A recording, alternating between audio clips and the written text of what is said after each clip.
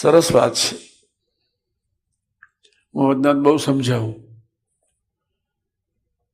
ગામડે જવું એટલે જય સ્વામિનારાયણ પ્રથમ વડાલ લઈને બેઠો હોઉં, પછી પ્રથમ સોર લઈને બેઠો હોઉં. અને આ બે વતનને કંઈક સમજાવ્યા પછી જે મુદ્દાનું વતન છે, પ્રથમ 27 પછી સમજાવું. પ્રથમ 27 પહેલી લીટી વાંચો. તમારે બહુ સમય નહીં લેવો જોઈએ, તો મારે તમને સાંભળવાના છે, મને ખબર છે.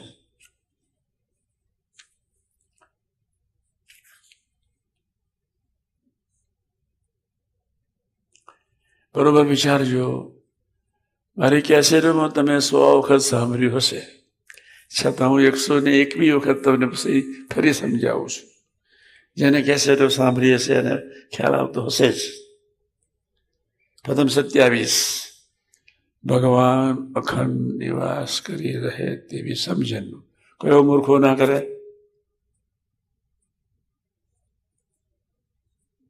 ભગવાનનું દર્શન કરવાનું કોને મન ન થાય? એક નિમિષ, એક ફ્રેક્શન ઓફ અ